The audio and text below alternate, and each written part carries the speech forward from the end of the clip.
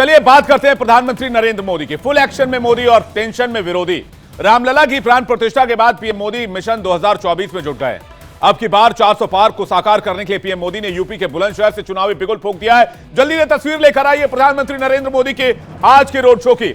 एक तरफ प्रधानमंत्री नरेंद्र मोदी और ठीक बगल में सीएम योगी आदित्यनाथ, जो मिशन 80 को कामयाब बनाने पर लगे हुए हैं। दूसरी तरफ प्रधानमंत्री नरेंद्र मोदी, आप देख सकते हैं, लोगों के बीच हाथ हिलाकर जनता का अभिवादन स्वीकार कर रहे हैं। यह बुलंदशहर से पीएम मोदी की बुलंद तस्वीर सामने आई। पीएम मोदी खुली जीप में सवार होकर सभा स्थल पर पहुंचे। रोड शो की तरह वहां मौजूद लोगों का हाथ हिलाकर अभिवादन किया और इस मौके पर सीएम योगी भी पीएम मोदी के साथ मौजूद थे। वैसे तो 3 राज्यों की जीत के बाद से पीएम मोदी चुनावी मोड में आ चुके हैं, लेकिन लोकसभा चुनाव के लिए बीजेपी का कैंपेन मोदी की बुलंदशहर वाली इस रैली से शुरू हुआ। लेकिन बुलंदशहर ही क्यों, इसका पुराना कनेक्शन आपको बताएंगे डिटेल से। पहले पूरी खबर आपके सामने रखते हैं। पीएम मोदी ने पश्चिमी यूपी को आज हजारों करोड़ की विकास की सौगात दी। साथ ही साथ उन्होंने कहा, चुनाव का नहीं, विकास का बिगुल फूंकता है मोदी। यह प्रधानमंत्री मोदी के बयान जो आपके सामने हम रख रहे हैं। प्राण प्रतिष्ठा पूरी हुई, अब राष्ट्र प्रतिष्ठा का वक्त है। यूपी के बिना विकसित भारत का निर्माण नहीं किया जा सकता है।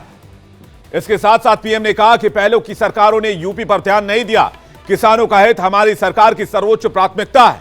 गरीब और किसान का जीवन आसान करने पर फोकस है। कल्याण सिंह अयोध्या धाम को देखकर खुश हो रहे होंगे। कल्याण सिंह पूर्व सीएम का जिक्र करना भी, दिवंगत सीएम का जिक्र करना भी प्रधानमंत्री नहीं भूले। बुलंदशहर से लोकसभा का चुनावी कैंपेन शुरू करने के बाद पीएम मोदी ने क्या कुछ कहा, सबसे पहले प्रधानमंत्री का बयान।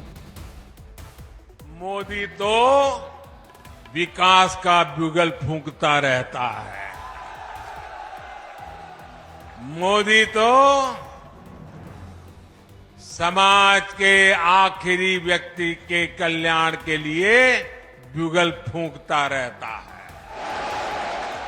मोदी को न पहले जरूरत थी, न आज जरूरत है, न आगे जरूरत है चुनाव के बिगुल फूंकने की।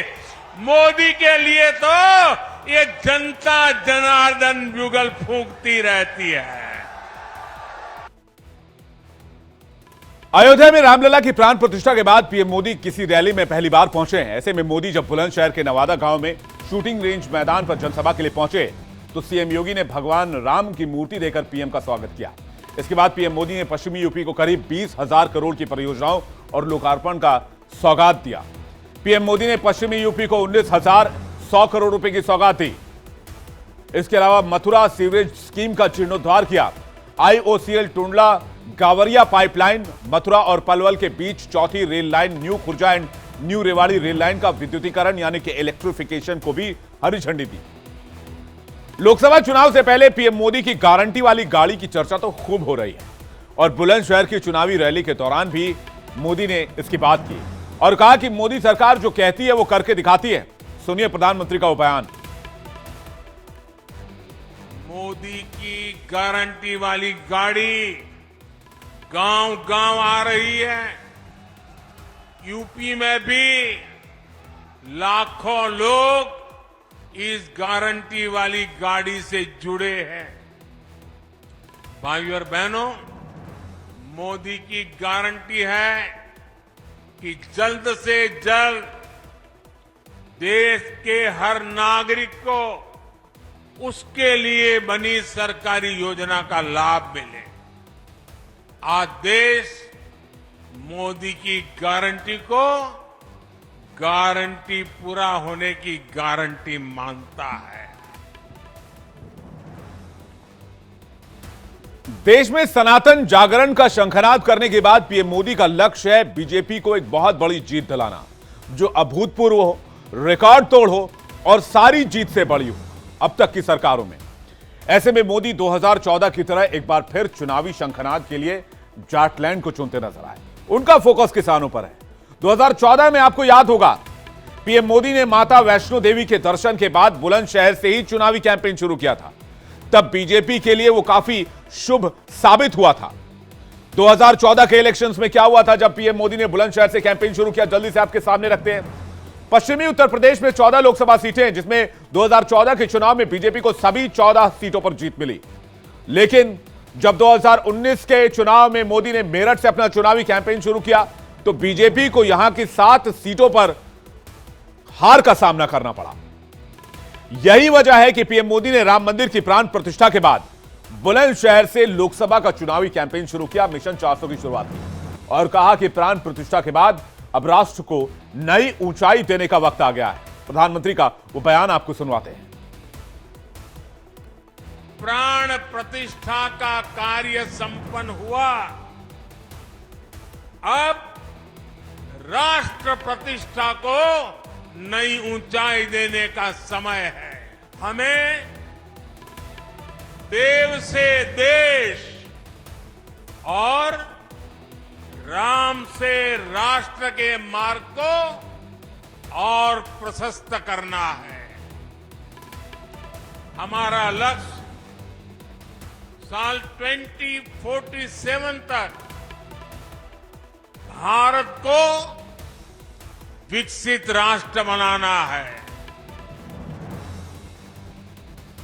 पीएम मोदी को भरोसा है कि 24 में रामलला का आशीर्वाद उन्हें जरूर मिलेगा। जनसभा के दौरान उन्होंने डबल इंजन सरकार की योजनाएं गिनाते हुए यूपी के विकास पर जोर दिया, साथ ही राष्ट्र प्रतिष्ठा का काम करने की बात कही। वहीं सीएम योगी ने भी जनसभा को संबोधित करते हुए कहा कि अब की बार सरकार एक बार फिर से मोदी की ही आ रही है।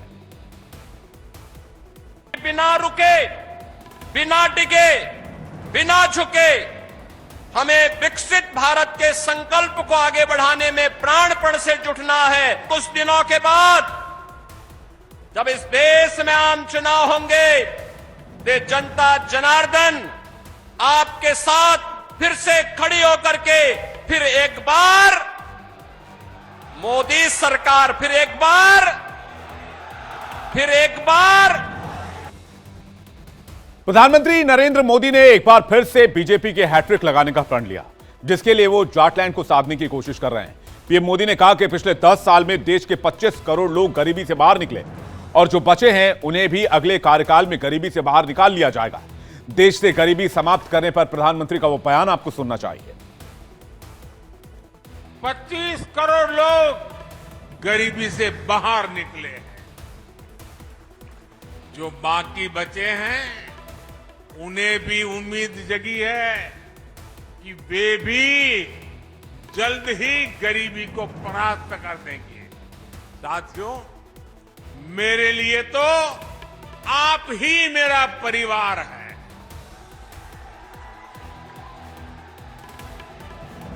आपका सपना ही मेरा संकल्प है। बुलंदशहर को उत्तर प्रदेश के पूर्व सीएम कल्याण सिंह की कर्मभूमि के तौर पर भी जाना जाता है। ऐसे में पीएम मोदी ने यहां कल्याण सिंह राजकीय मेडिकल कॉलेज का लोकार्पण कर लोध वोटरों को, इसके साथ साथ वेस्टर्न यूपी के 12 जिलों तक मैसेज देने की कोशिश की और कहा कि इस क्षेत्र में देश को कल्याण सिंह जैसा वो सपूत दिया जिन्होंने राम काज और राष्ट्र काज दोनों के लिए अपना जीवन समर्पित कर दिया। ये भूमि कर्म भूमि है जहां से कल्याण सिंह जैसे नेता सामने आए। प्रधानमंत्री का वो बयान भी आपको सुनवाते हैं। इस क्षेत्र ने तो देश को कल्याण सिंह जी जैसा सपूत दिया है, जिन्होंने राम काज और राष्ट्र काज दोनों के लिए अपना जीवन समर्पित किया। आज वो जहां है, अयोध्या धाम को देखकर बहुत आनंदित हो रहे होंगे। बुलंदशहर जाकर प्रधानमंत्री ने मैसेज क्लियर कर दिया है कि इस बार 400 से कम में बीजेपी नहीं रुकने वाली है। देश का मूड और देश का सियासी नब्ज टटोलकर प्रधानमंत्री ये दावा कर रहे हैं, लेकिन क्या बीजेपी 400 तक पहुंच पाएगी, ये फैसला जनता जनार्दन आम लोकसभा के चुनाव में करेगी। आगे बढ़ते हैं। लोकसभा चुनाव में अब कुछ महीनों का वक्त बचा हुआ है। ऐसे में प्रधानमंत्री मोदी पूरी तरह से एक्शन में नजर आ रहे हैं और उनकी नजर में युवा वोटर सबसे ज्यादा हैं। आपको याद होगा प्रधानमंत्री ने अपनी जाति ज्ञान बताई थी। जी मतलब गरीब, वाई मतलब युवा, ए मतलब अन्नदाता और एन मतलब नारी, यानी युवा वोटर्स पर भी प्रधानमंत्री खास नजर रखते हैं। युवा, देश के युवाओं पर प्रधानमंत्री का खास फोकस रहता है। 7 करोड़ वोटर्स तक मैसेज भेजने की कोशिश प्रधानमंत्री मोदी की एक साथ। दरअसल बीजेपी प्रधानमंत्री मोदी की अगुवाई में जीत की हैट्रिक लगाने की तैयारी कर रही है, जिसके लिए यंग वोटर्स यूथ के जरिए बूथ जीतने की रणनीति तैयार की गई है। क्या है इस देश में युवा वोटर्स का आंकड़ा, क्या है इस देश में पार्टियों की जीत के पीछे युवा फोर्स की ताकत, सब कुछ मैं आपको बताता हूं। आज पीएम मोदी ने राष्ट्रीय मतदाता दिवस के मौके पर फर्स्ट टाइम वोटर बने युवाओं से सीधी बातचीत की। बीजेपी युवा मोर्चा की ओर से नव मतदाता सम्मेलन का आयोजन किया गया, जिसमें करीब 50 लाख नए मतदाताओं से पीएम वर्चुअली जुड़े। इस दौरान प्रधानमंत्री ने युवाओं को विकसित भारत के बारे में बताया। पीएम ने कहा कि अगले 25 साल में सभी युवाओं को अपना और देश का भविष्य तय करना है। यानी एक तरह से प्रधानमंत्री मोदी युवाओं को 25 साल आगे का भविष्य बता रहे थे और 25 साल का लक्ष्य दे रहे थे।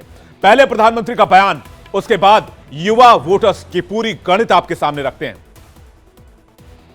अगले 25 साल आपके लिए भी और भारत के लिए भी, दोनों के लिए बहुत ही महत्वपूर्ण है।